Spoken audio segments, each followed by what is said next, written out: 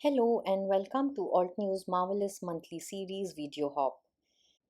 Here's a look at some of the cards and projects that I've created to inspire you all using these subscription products.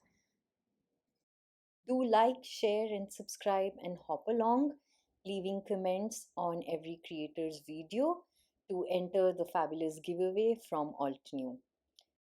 In today's video, I will be creating with the Blushing Magnolias Builder Garden set, and I am going to show you two variations of a card with slightly different techniques and the different looks that we can achieve with the same set. I have a piece of watercolor cardstock, a piece of this maroon cardstock, and the usual Nina Solar White 110 pounds, and I've trimmed this down to 7 inch by 7 inch so that it fits in my stamping wheel. The red cardstock is sized for an A2 card front, so that's 4¼ by 5½, and the watercolor card really doesn't matter, but this is the smaller piece, the A2 again, but after I'm done stamping and coloring, I will anyway be die cutting it. So I'm just bringing out my stamp wheel, and for the watercolor card, I want to use one of the images from the Magnolia set and heat emboss that on the white watercolor cardstock. I will be heat embossing multiple images on the colored cardstock as well, but first I'll finish doing this so that I have my image ready to color and then later die cut. So I've already placed my panel on the sticky mat of the stamp wheel, and now I am just going to lift that image and I will stamp that with some embossing ink, and I will be using gold embossing powder to stamp the image.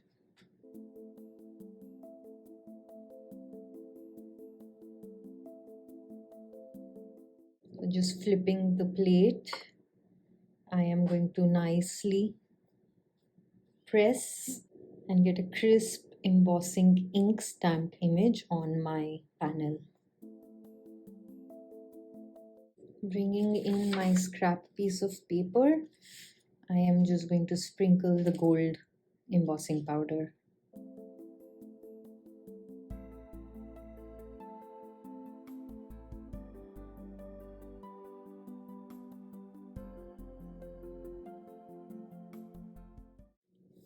Now this is going to be my focal image, and I want to go back and emboss on the colored cardstock card front. So I'm going to set this piece aside, prep this with anti-static powder,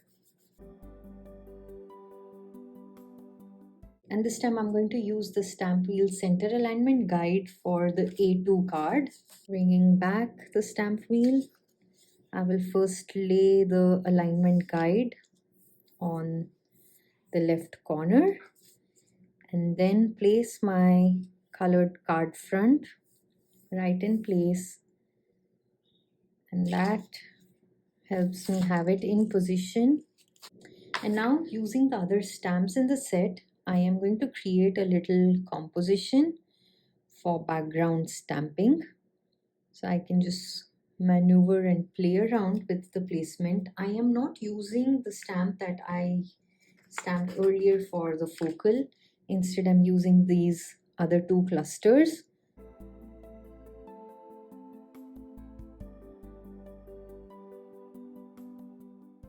And with that arrangement down, I will now pick it with the acrylic top plate.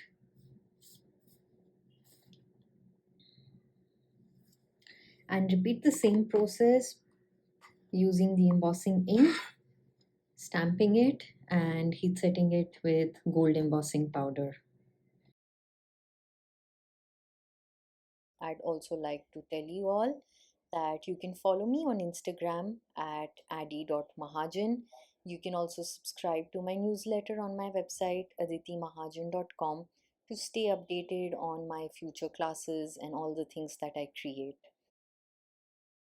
So that's a look at the embossed card front. I did just add a tiny bit of the same image at the corner here so that this looks complete.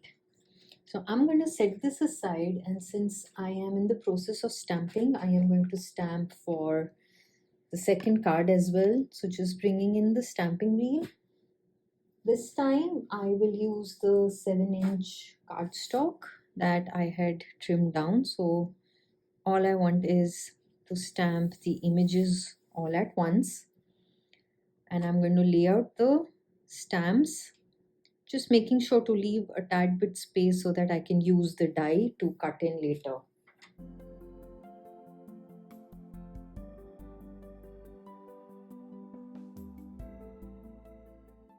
That way, at a single shot, I will be able to stamp all the images.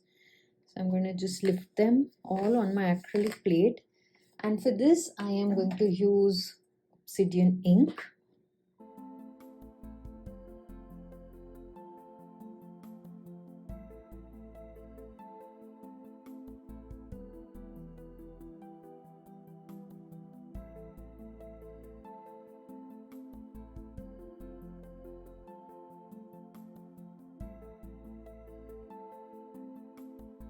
And with that, I have all the images stamped, and I'm going to set this aside to dry and work on the other card.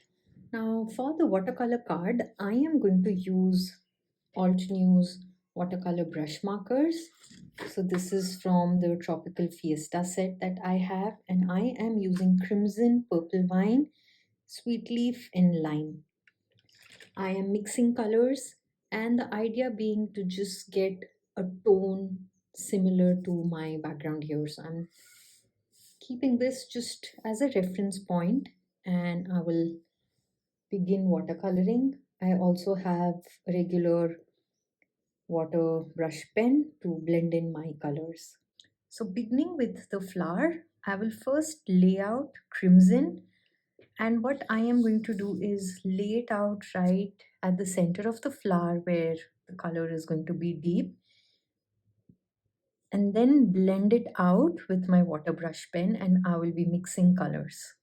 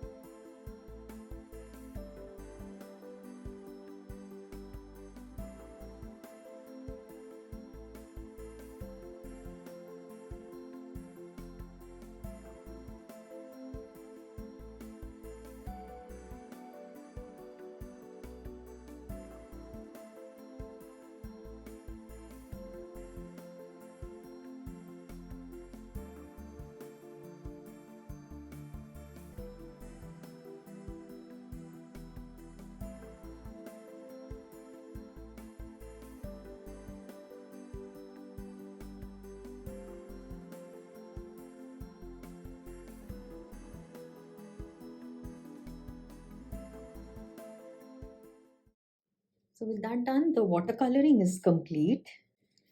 So I am going to add in a few details with color pencil and use the coordinated die.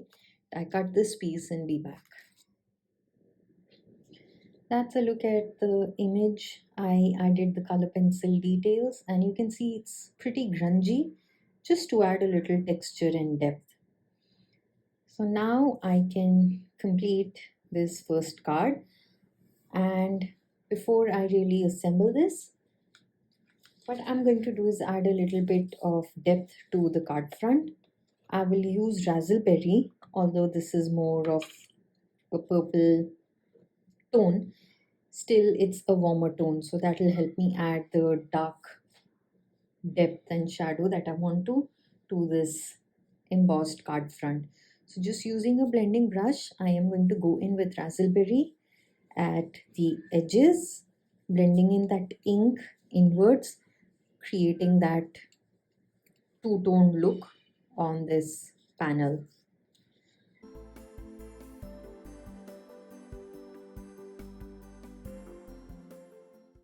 And just that little bit helps our entire card front pop.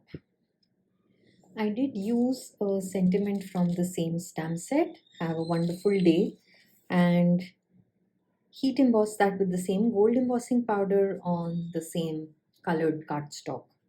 So I have my elements ready, and now all I need to do is assemble them to complete the card.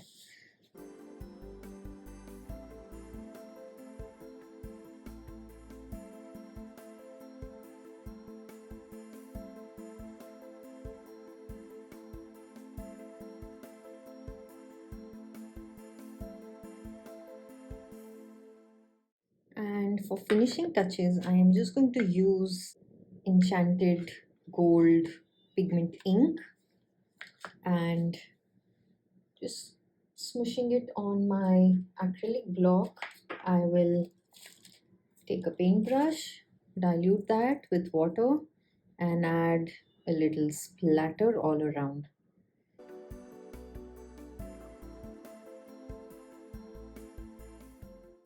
And finally, some antique gold sequins.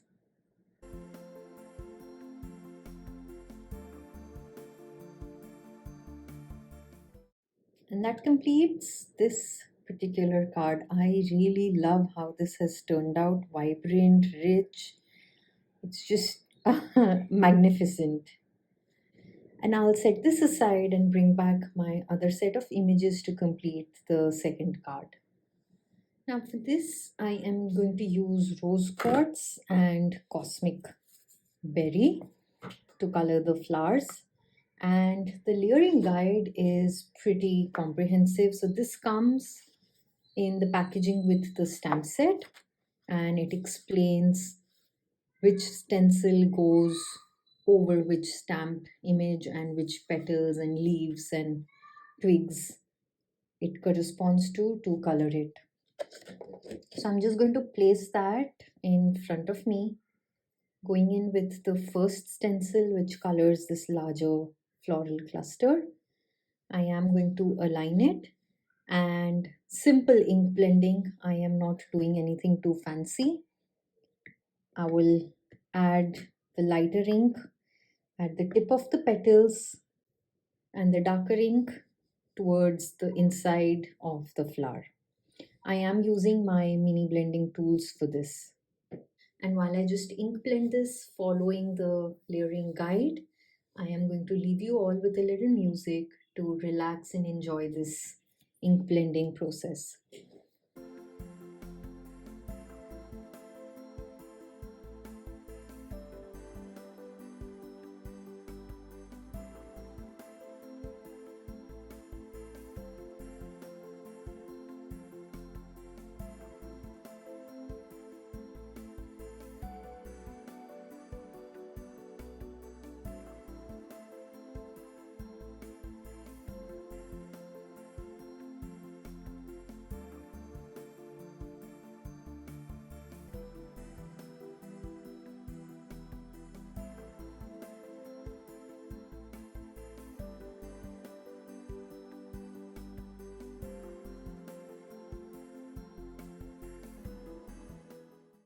Now for the leaves, all the greenery, I am going to use parrot, and I will also bring in a little olive later on.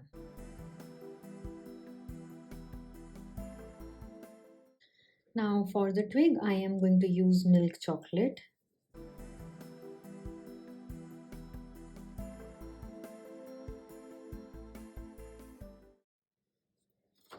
So with that done, the first image is colored and you can see it looks really pretty with all that ink blending there. So I am going to continue doing this. I will just follow the same process, color these images and use the coordinated die cut and be back. And here is a look at the beautifully colored images just by the technique of ink blending. Now continuing with the similar concept from the previous card, what I have done is on my white A2 card base, I have just stamped the smaller floral clusters and embossed that.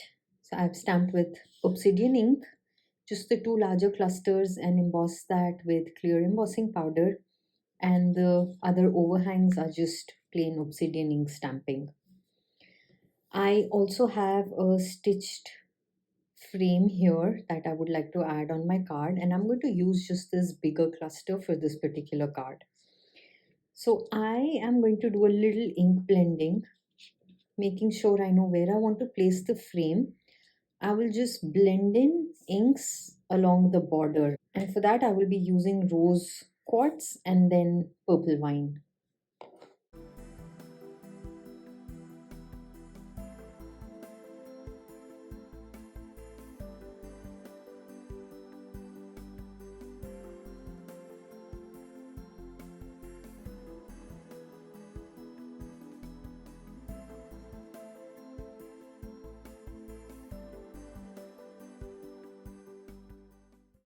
So that's just a subtle ink blending to bring in the focus and to create a nice edging to the card. Now, as far as the frame goes, I am going to emboss it with clear sparkle embossing glitter to just bring in a little shine.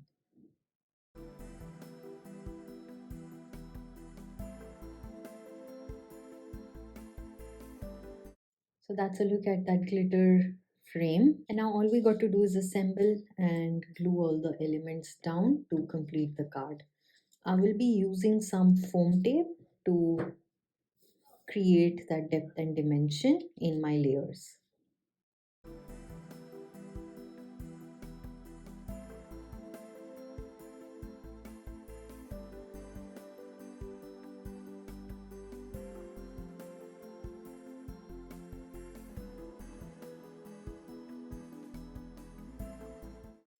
And to complete it, I have added white and black splatters.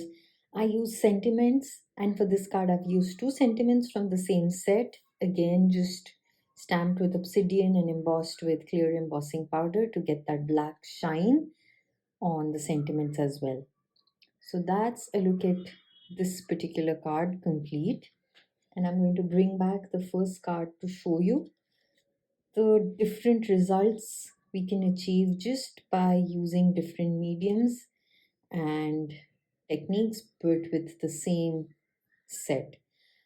I really hope that you've enjoyed this product technique showcase video today, and I look forward to continuing to inspiring you all with my future creations. Do check the description box below for all the hop details. Until the next time, take care and bye bye.